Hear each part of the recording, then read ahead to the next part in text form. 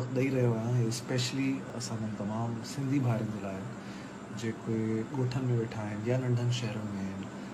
असां सभु हिन वक़्तु सम्झी सघूं था त हे जेको कोविड-19 आहे जंहिंखे असां कोरोना वायरस बि चऊं था, हिकिड़ो अहिड़ो वायरस आहे जेको हिन वक़्तु सॼी दुनिया में फैली वियो आहे। असां पाण हिन खां कीअं बची सघूं था, मां स्पेशली पंहिंजे सिंधी भाइरनि खे इन करे ॿुधायां थो जेके ॻोठनि में या नंढनि शहरनि में आहिनि। उहे चांहि जी होटलनि ते वञी वेही था रहनि ऐं हिक ॿिए सां काफ़ी कुर्ब हिन वक़्तु ॾेखारण जी कोशिशि करे रहिया आहिनि, गॾु वेही रहिया आहिनि, काफ़ी जाइनि ते मजमो इकठो करे रहिया आहिनि। इहे टोटली ग़लति आहे। इन जे करे ग़लति आहे त हीउ वायरस फैले थो सिर्फ़ु इन जे करे जो तव्हां कंहिंसां हथु था मिलायो या तव्हां कंहिंखे भाकुर था पायो या जंहिंखे आहे इहो वायरस तव्हां उन जे भरिसां वेहो था हिकु 2 फुट जे फ़ासिले ते। एटलीस्ट तव्हांखे इहो करणु खपे हिन वक़्तु तव्हां हिक ॿिए खां दूरियूं अपनायो, दूरि रहो, परे रहो, मजमो इकठो न कयो, हिक ॿिए सां हथु घटि मिलाइण जी कोशिशि कयो। ॿियो पंहिंजे वात ते ऐं मुंहं ते पंहिंजे ई हथ खे हर हर न हणो। सिर्फ़ु सैनिटाइज़ जेकॾहिं नथा करे सघो तव्हां, सैनिटाइज़र अॼुकल्ह मार्केट में आहिनि, पर जेकॾहिं नथा करे सघो महांगा आहिनि, हथ धो। हथ धोअण सां बि जरासीम ख़तमु थींदा आहिनि।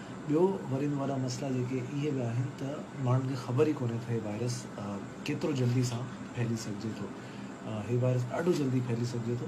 असांखे कोशिशि करणु खपे त हिन वक़्तु पंहिंजे घरनि में रहूं, कुझु अर्से जे लाइ पंहिंजे घरनि में रहूं। पंहिंजनि बुज़ुर्गनि खे जेके कुराड़ा आहिनि, छो त उहे ॾाढो जल्दी इन मां इफेक्ट थी सघनि था, उन्हनि खे इहो वायरस ॾाढो जल्दी लॻी सघे थो, छो त उहे वीक आहिनि, छो त उहे कुराड़ा आहिनि।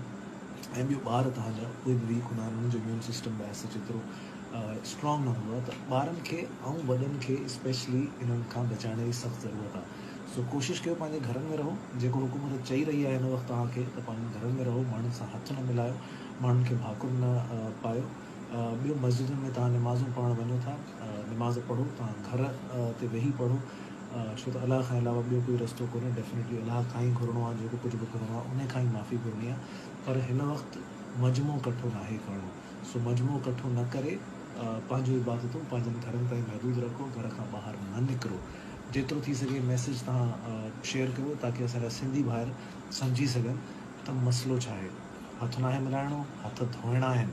ऐं जेकॾहिं कोई हथु नथो मिलाए उन सां नाराज़ न आहे थियणो, इन ॻाल्हि खे सम्झण जी कोशिशि करणी आहे त हिन वक़्तु सिचुएशन न अमीर न ग़रीब, न कोई कंहिं ज़ात जो न कंहिं पात जो कोई फ़र्क़ु नथो पवे। वायरस कंहिंखे बि नथो ॾिसे।